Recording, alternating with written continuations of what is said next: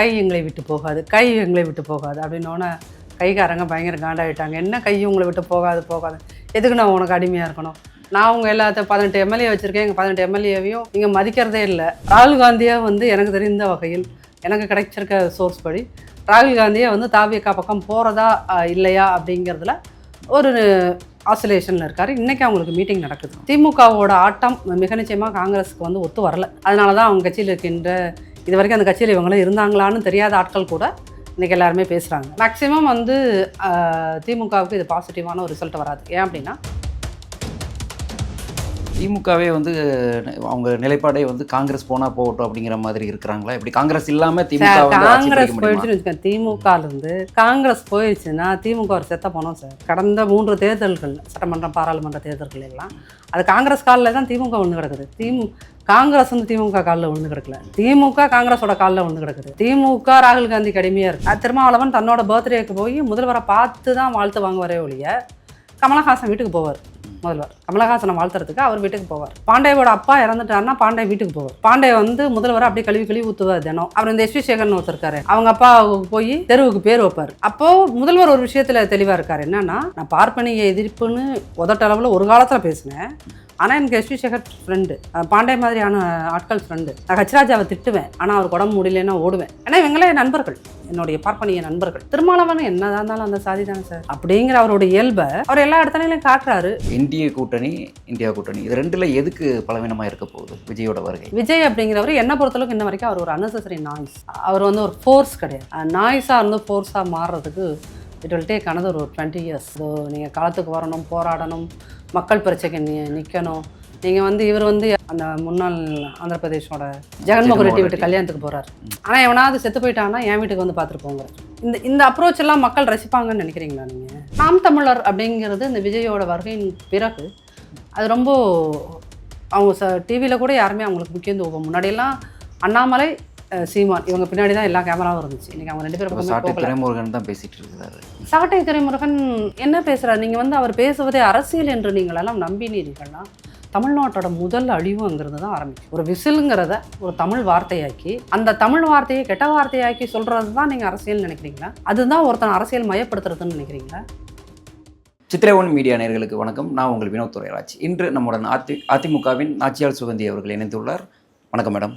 கூட்டணி விஷயத்தில் வந்து என்டிஏ கூட்டணி வந்து வலுவிழந்து இருக்குது அப்படின்னு பேசிகிட்டு இருந்தாங்க பரவலாக. இப்போ என்னென்னா, என்டிஏ கூட்டணி வந்து அவங்களோட கூட்டணி கட்சிகளை எல்லாம் அறிவித்துட்டாங்க.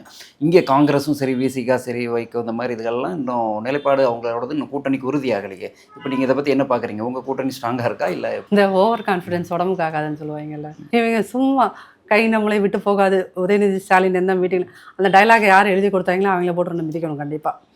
அது சும்மா எல்லா இடத்துலையும் கை எங்களை விட்டு போகாது, கை எங்களை விட்டு போகாது அப்படின்னோடனே கைக்காரங்க பயங்கர காண்டாகிட்டாங்க. என்ன கை உங்களை விட்டு போகாது போகாது, எதுக்கு நான் உனக்கு அடிமையாக இருக்கணும்?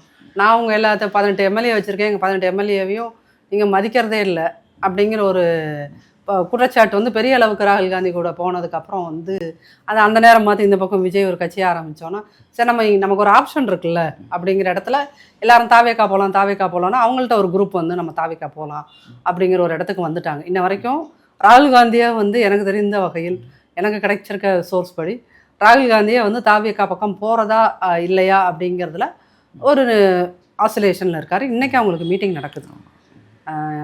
அவங்களோட புதுசாக மாவட்ட செயலாளர்கள், அவங்க மாவட்ட தலைவர்கள் செலக்ட் பண்ணிடுவாங்க. ஸோ அந்த 72 பேருக்கும் ஏதோ ஒரு கூட்டம் நடக்குதுன்னு இன்றைக்கி செய்திகளில் வந்திருக்கு. திமுகவோட ஆட்டம் மிக நிச்சயமாக காங்கிரஸுக்கு வந்து ஒத்து வரல. அதனால தான் அவங்க கட்சியில் இருக்கின்ற இது வரைக்கும் அந்த கட்சியில் இவங்களும் இருந்தாங்களான்னு தெரியாத ஆட்கள் கூட இன்றைக்கி எல்லாருமே பேசுகிறாங்க.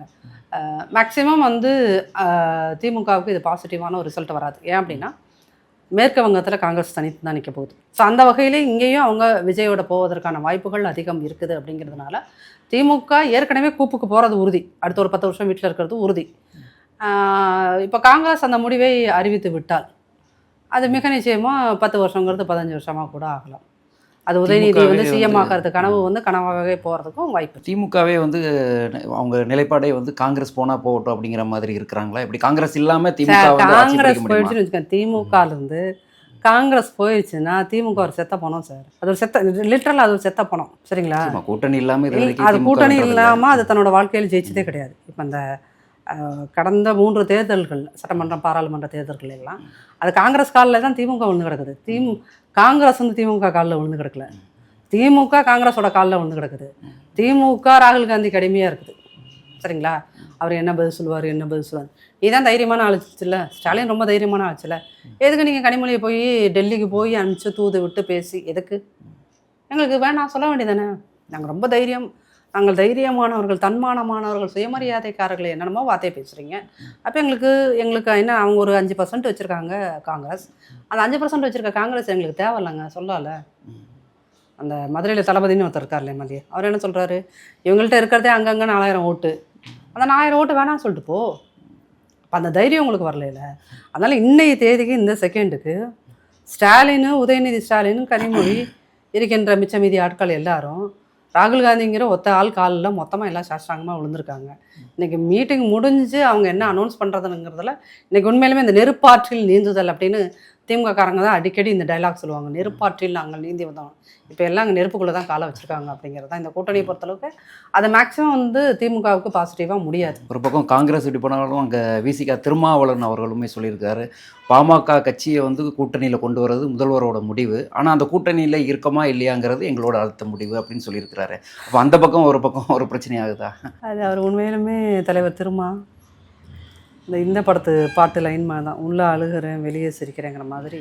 நான் மதவாத சக்திகளோடு இருக்க மாட்டேன், சாதியவாத சக்திகளோடு இருக்க மாட்டேன்றதை ஒரு பல வருஷங்களாக, கடந்த ஒரு 15 வருஷமாக ரொம்ப ஸ்ட்ராங்காக சொல்லிகிட்டே இருக்கார். பிஜேபியோடு அவர் வரலை.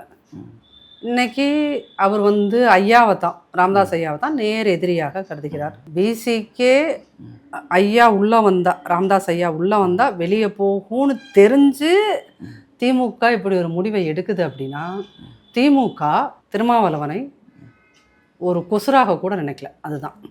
அதுதான் உண்மை. அவருக்கான மதிப்பு அங்கே இல்லை. ஆனால் அவர் என்னென்னா, மதிப்பில்லாத இடத்துலையும் நான் உட்காந்துருப்பேன்னு இருக்கிறார். ஏன்னா தேர்தல் அரசியல் இந்த மாதிரியான பல அவமானங்களை தாங்கி தான் ஆகணும். அப்படிங்கிற இடத்துல அவர் அது தாங்கிக்கிட்டு உட்காந்துருக்காரு. விஜய்ங்கிற ஒரு மாற்று வந்துமே அவர் அடக்கி உட்காந்துருக்கிறாரு. இல்லை, ஏற்கனவே அவங்க அந்த மக்கள் நல கூட்டணின்னு ஒன்று பண்ணி கையை சுட்டுக்கிட்டாங்க இல்லையா, அந்த அனுபவம் அவர்களுக்கு ஒரு பயத்தை உருவாக்குது. ஆனால் தேர்தல் அரசியலில் எங்கேயாவது ஒரு இடத்துல நம்ம ஸ்ட்ராங்காக ஒரு முடிவு எடுத்து தான் ஆகணும். திஸ் ஆர் தட் அப்படின்றதில்ல. அவர் வந்து ஒருவேளை ராமதாஸ் வந்தால் பரவாயில்ல அப்படின்னு அந்த சகித்து கொள்ளக்கூடிய மனநிலைமைக்கு போயிட்டார் அப்படின்னா அதோட விசிகேங்கிற கட்சி அழிஞ்சு போயிடும். அப்போ இந்த முறை அவங்க ஏதோ இந்த 4 சீட்டு 6 சீட்டு கொடுப்பாங்க, அதே 6 சீட்டு தான். 6 சீட்டுங்கும் போது அந்த திருப்பி ஒரு 4 பேரோ 3 பேரோ வரலாம். வந்தால் அதனால் என்ன யூஸு? இப்போ 5 வருஷம் 4 பேர் இருந்தாங்க விசிகே எம்எல்ஏஸுங்கிற பேரில். என்ன பண்ணிட்டாங்க? அதில் சிந்தனை செல்வன், ஷானவாசு, பாலாஜி, அந்த இன்னொருத்தர் 4 பேருமே வந்து விசிகே கட்சிக்குள் இருக்கும் திமுககாரர். அவங்க பானை சின்னத்தில் நின்று உதயசூரிய நாட்களாக அவங்க இருக்கிறாங்க. அப்போ அவங்க வந்து எந்த ஒரு விஷயத்துக்குமே அவங்க சட்டமன்றத்தில் பெரிய அளவுக்கு குரல் எழுப்பியவர்களாக தெரியல. இப்போ விசிகாங்கிறது வந்து சிறுபான்மையினரை வந்து மூல செலவை செய்கிறதுக்கு அந்த பேர், மற்றபடி எல்லாம் திமுக தான் அப்படிங்கிறீங்க. அது பட்டியலினத்தவருக்கான ஒரு கட்சின்னு சொல்லிக்கிட்டு இந்த முறை வந்து அவங்க ஒரு வேளை திமுக கூட்டணியில் காம்ப்ரமைஸ் ஆகி இருந்தாலும் போன முறை அவர்களுக்கு கிடைத்த வாக்கு சதவீதத்தை விட அதாவது போன தடவை ஒரு 99 வாக்கு கிடச்சிருக்கு அப்படின்னா இந்த தடவை வந்து 9 வாக்கு தான் கிடைக்கும், மீதி 90 வாக்கு கிடைக்காது. அந்த மாதிரியான ஒரு சூழலில் அந்த மாதிரியான ஒரு என்ன சொல்கிறது, ஒரு நம்பிக்கையின்மை மக்கள்கிட்ட உருவாக்கிட்டாங்க. இவங்க போய் 4 பேர் போவாங்க, 3 பேர் போவாங்க, அங்கே போய் முதல்வரோட கையை பிடிச்சி கெஞ்சுவாங்க, ஃபோட்டோ எடுப்பாங்க, சால்வை போடுவாங்க. திருமாவளவன் தன்னோட பர்த்டேக்கு போய் முதல்வரை பார்த்து தான் வாழ்த்து வாங்க வரே ஒழிய கமலஹாசன் வீட்டுக்கு போவார். முதல்வர் கமலஹாசனை வாழ்த்துறதுக்கு அவர் வீட்டுக்கு போவார். பாண்டேயோட அப்பா இறந்துட்டாருன்னா பாண்டே வீட்டுக்கு போவார். பாண்டே வந்து முதல்வரை அப்படியே கழுவி ஊற்றுவார் தினம் சாணக்கியால். ஆனால் இவர் அங்கே போவார். அவர் இந்த எஸ்வி சேகர்னு ஒருத்தர் இருக்காரு, அவங்க அப்பாவுக்கு போய் தெருவுக்கு பேர் வைப்பார், பேர் வச்சார். அப்போது முதல்வர் ஒரு விஷயத்தில் தெளிவாக இருக்கார். என்னன்னா, நான் பார்ப்பனிய எதிர்ப்புன்னு உதட்டளவில் ஒரு காலத்தில் பேசினேன், ஆனால் எனக்கு எஸ்வி சேகர் ஃப்ரெண்டு, பாண்டே மாதிரியான ஆட்கள் ஃப்ரெண்டு. நான் ஹச்ராஜாவை திட்டுவேன், ஆனால் அவருக்கு உடம்பு முடியலன்னா ஓடுவேன். ஏன்னா இவங்களே நண்பர்கள், என்னுடைய பார்ப்பனிய நண்பர்கள். திருமாவளவன் என்னதான் இருந்தாலும் அந்த சாதி தானே சார் அப்படிங்கிற அவருடைய இயல்பை அவர் எல்லா இடத்துலையும் காட்டுறாரு. இவர்களுக்கு விசிகேவுக்கு அது புரிஞ்சாலும் என்ன பண்ணுறது, எம்எல்ஏங்கிற ஒரு கெத்து வேணும்ல, அதை வச்சு ஒன்றுமே பிடுங்க முடியல நம்மளால். இருந்தாலும் அது நமக்கு வேணுமே அந்த கெத்து அப்படிங்கிறதுக்காக அவர்கள்ட்ட ஒரு கிட்டத்தட்ட எப்படி இன்னைக்கு ஸ்டாலின் வந்து ராகுல் காந்தியோட காலில் விழுந்து கிடக்கிறாரோ அதே மாதிரி இவர்கள் அவர்கள் காலில் விழுந்திருக்கிறார்கள். அவ்வளோதான் வித்தியாசம். இந்த விஷயத்துலையுமே ஒரு அன்பு ராமதாஸ் அவர்கள் வரதை பற்றி இவர் சொல்கிறாரு. இருந்தாலும் அங்கே முக்குளத்தோர் புலிப்படை கருணாஸ் அவர்களோட கட்சி இருக்குது. அது ஒரு ஜாதி ரீதியான ஒரு பேரில் உள்ள கட்சியாக இருக்குது. இன்னொன்று கொங்கு ஈஸ்வரன் அவர்களோட கட்சியும் அங்கே இருக்குது. அப்போ இதுவுமே திமுக கூட்டணியில் இருக்குது. அப்போ அவர் அதுக்கே வெளியே வந்திருக்கணுமே, ஏன் இந்த விஷயத்துக்கு மட்டும் சொல்கிறார்? இல்லை, அவர் வந்து கொங்கு ஈஸ்வரன் கூட அவருக்கு நேரடியாக எந்த பகையும் கிடையாது, கருணாஸோட எந்த பகையும் கிடையாது. ஆனால் ராமதாஸ் அவர்கள் பாமகங்கிற ஒரு கட்சியை உருவாக்கி சாதி அரசியலாக அவர் ஃபஸ்ட்டு ஆரம்ப காலங்களில் ஒரு ஒரு சோசியலிச சிந்தனையோடு இருந்தார் ராமதாஸ், இல்லைன்னு சொல்ல முடியாது. ஆனால் காலம் போக போக ஓட்டு அரசியலுக்கு பாமக வெர்சஸ் பட்டியலினம், வன்னியர் வெர்சஸ் பட்டியலினம் அப்படின்னு அரசியலே அவர் மாற்றி விட்டார். அதனால் பல கொலைகள் நடந்திருக்குது, பல சம்பவங்கள் நடந்திருக்கு, பல பேர் ரெண்டு தரப்புலையுமே உயிரிழந்திருக்கிறார்கள். ஸோ அந்த ஒரு உணர்வு திருமாவர்களுக்கு இருக்குது. அதனால தான் அவர் வந்து ராமதாஸ் கூட நான் போக மாட்டேன்றத இன்றைக்கி சொல்லவும் முடியாமல் மெல்லவும் முடியாமல் ஒரு ரொம்ப ஒரு இக்கட்டான ஒரு பரிதாபகரமான சூழலில் தான் இருக்கார். அது அரசியலுக்காக நம்ம வந்து அவரை நோகடித்து பேச வேண்டாம்னு நினைக்கிறேன். ஆனால் உண்மையிலுமே அவர் கேமரா இல்லைன்னா உட்காந்து அழக்கூடிய ஒரு சூழலில் தான் இருக்கார். என்ன பண்ண முடியும் சொல்லுங்கள்? அரசியலுக்காக நான் போய் இன்றைக்கி ராமதாஸ் கூட ஓட்டுக்காக நான் சேரணும்னா, ஆனால் அவர் கூட இருக்காங்களே இரண்டாம் கட்ட தலைவர்கள், அவர் வந்து தலைவர் திருமாவை வந்து நெருக்குறாங்க. நீங்கள் திமுக கூட இருக்கணும், இருந்தால் தான் நமக்கு 4 சீட்டு கிடைக்கும், நான் எம்எல்ஏ ஆக முடியும் அப்படின்னு. இந்த ஏற்கனவே எம்எல்ஏ ஆனவங்க எல்லாருமே அப்புறம் எம்எல்ஏ ஆசை இருக்கிறவங்களும் இருப்பாங்க இல்லையா, வன்னியரசு மாதிரியான ஆட்கள்லாம் அவரை போட்டு ஒரு நெருக்குறாங்க. அவர் வந்து உண்மையிலுமே இன்றைக்கி ஒரு மனநிலைமை பித்து பிடித்த ஒரு துயரமான ஒரு மனநிலைமையில் தான் அவர் இருக்கார். இப்போ விஜய் வந்து இந்த அரசியலுக்கு இப்போ இந்த தேர்தலில் வரதுனால வண்டி இப்போ இது என்டிஏ கூட்டணி, இந்தியா கூட்டணி, இது ரெண்டில் எதுக்கு பலவீனமாக இருக்க போகுது விஜயோட வருகை? இல்லை சார், விஜயோட கூட இருக்கிறவங்க வேணால் அவருக்கு 20% கிடைக்கும், 24% கிடைக்கலாம், 50% கிடைக்கலாம், ஏன் 100% கூட கிடைக்கலான்னு கூட சர்வே போடலாம். பட் நம்ம மக்களை வந்து அவ்வளோ ஈஸியாக அண்டர் எஸ்டிமேட் பண்ணவே முடியாது. சரிங்களா? கூட்டத்துக்கு உற்சாகமாக வரவங்க இருப்பாங்க. கடைசியில் அந்த தேர்தலில் ஒரு 4 நாளைக்கு முன்னாடி அவன் தெருவில் என்ன பிரச்சாரம் போகுதுங்கிறத கவனிப்பாங்க. என்னோடய லோக்கல் பிரச்சனையை யார் தீர்த்து கொடுப்பா அப்படிங்கிறது வரும்போது அன்னைக்கு அவங்க கூட்டத்தில் போயிட்டு கைதட்டி துண்டெல்லாம் ரோலிங் பண்ண ஆட்கள் வந்து அன்றைக்கி வேறு மாதிரி டெசிஷன் எடுப்பாங்க. அதனால் அது வந்து பாதிக்கும், என்டிஏ கூட்டணியை பாதிக்குமோ இல்லை இந்தியா கூட்டணியை பாதிக்குமோ அப்படிங்கிற அளவுக்கு அவர்களுடைய வெற்றி இருக்குமான்னு இந்த தேர்தலுக்கு ஒரு 60-70 நாள் இருக்கும்போது சொல்ல முடியலை. ஆனால் வாக்கு சதவீதம் எதுவும் எடுக்க வாய்ப்பு இல்லை. எனக்கு வந்து இந்த டிவிலெல்லாம் சொல்கிறது எல்லாம் பார்த்தா ரொம்ப எக்ஸாசரேட் பண்ணுறாங்க. 20%ன்றதுல இட்ஸ் டூ மச். சீமான் அவர்களோட கட்சியோட ஒப்பிடும்போது எப்படி டிவிக்கு? இல்லை, சீமான் ரொம்ப சைலண்ட் ஆகிட்டார் இந்த சத்தத்தில். இந்த விஜய்ங்கிற ஒரு பெரிய சத்தம் வந்ததுக்கப்புறம், அது பெரிய சத்தம் தான், சக்தி வேறு, சத்தம் வேறு, பவர் வேறு, ஒரு பெரிய ஃபோர்ஸாக இருக்கிறதுங்கிறது வேறு, சவுண்டு வேறு, நாய்ஸ் வேறு. சவுண்டு கூட கிடையாது, அது நாய்ஸ், அன்னெசரி நாய்ஸ். அது விஜய் அப்படிங்கிறவர் என்னை பொறுத்தளவுக்கு இன்ன வரைக்கும் அவர் ஒரு அன்னெசரி நாய்ஸ். அவர் வந்து ஒரு ஃபோர்ஸ் கிடையாது. நாய்ஸாக இருந்து ஃபோர்ஸாக மாறுறதுக்கு இட் வில் டேக் another ஒரு 20 years. அது நீங்கள் களத்துக்கு வரணும், போராடணும், மக்கள் பிரச்சனைக்கு நிற்கணும். நீங்கள் வந்து இவர் வந்து அந்த முன்னாள் ஆந்திர பிரதேஷோட ஜெகன்மோகன் ரெட்டி வீட்டு கல்யாணத்துக்கு போகிறார். ஆனால் எவனாவது செத்து போயிட்டான்னா என் வீட்டுக்கு வந்து பார்த்துட்டு போங்கிறார். இந்த அப்ரோச் எல்லாம் மக்கள் ரசிப்பாங்கன்னு நினைக்கிறீங்களா நீங்கள்? அவங்களோட கட்சிக்காரங்களில் ஒரு 4-5 பேர் டிவி விவாதங்கள்ல எல்லாம் அழகாக பேசுகிறாங்க, ரொம்ப அழகாக பேசுகிறாங்க. ஆனால் பேசுகிறதுனாலே ஓட்டு கிடைக்கும் அப்படின்னு சொன்னீங்கன்னா திமுக தான் இங்கே பர்மனண்ட்டாக என்னவாக இருக்கணும், ஆளுங்கட்சியாக இருக்கணும். ஏன்னா அவங்கள மாதிரி பேசுகிற ஆட்கள் யாரும் இல்லை.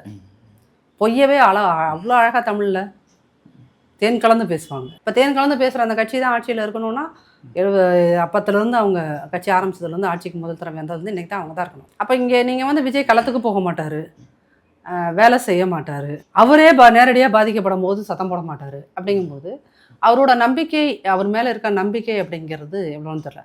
ஃபர்ஸ்ட் ஜென்ரேஷன் பசங்க ஓட்டு போடுவாங்க சார். அதில் டெஃபினட்டாக எல்லா கட்சியிலையும் இருந்து திமுக சைட்லேயும் ஒரு 4-5% பெண்கள் அந்த பக்கம் போவாங்க, போகத்தான் செய்வாங்க. அதுக்காக அதிமுகலேருந்து போகவே மாட்டாங்கன்னு இல்லை. அதிமுகலேருந்து 1%, 1/2% கண்டிப்பாக போகும். நாம் தமிழர் அப்படிங்கிறது இந்த விஜயோட வருகையின் பிறகு அது ரொம்ப அவங்க டிவியில் கூட யாருமே அவங்களுக்கு முக்கியத்துவம். முன்னாடியெல்லாம் அண்ணாமலை, சீமான் இவங்க பின்னாடி தான் எல்லா கேமராவும் இருந்துச்சு. இன்றைக்கி அவங்க 2 பேரும் துரைமுருகன் தான் பேசிகிட்டு இருக்கிறாரு. சாட்டை துரைமுருகன் என்ன பேசுகிறார்? நீங்கள் வந்து அவர் பேசுவதே அரசியல் என்று நீங்களெல்லாம் நம்பினீர்கள்னா தமிழ்நாட்டோட முதல் அழிவுங்கிறது தான் ஆரம்பிக்கும். ஒரு விசிலுங்கிறத ஒரு தமிழ் வார்த்தையாக்கி அந்த தமிழ் வார்த்தையை கெட்ட வார்த்தையாக்கி சொல்கிறது தான் நீங்கள் அரசியல் நினைக்கிறீங்களா? அதுதான் ஒருத்தன் அரசியல் மயப்படுத்துறதுன்னு நினைக்கிறீங்களா? அப்போது இதெல்லாம் வந்து தமிழ்நாட்டு அரசியலில் இந்த கேமரான்னு ஒரு விஷயம் கண்டுபிடிக்கப்பட்டதுக்கப்புறம் நடக்கின்ற பல அபத்தங்களில் ஒரு அபத்தங்களாகத்தான் நான் அதை பார்க்கிறேன். அது வந்து ஒரு கன்ஸ்ட்ரக்டிவான பாலிடிக்ஸ்க்கு ஆன வழி கிடையவே கிடையாது.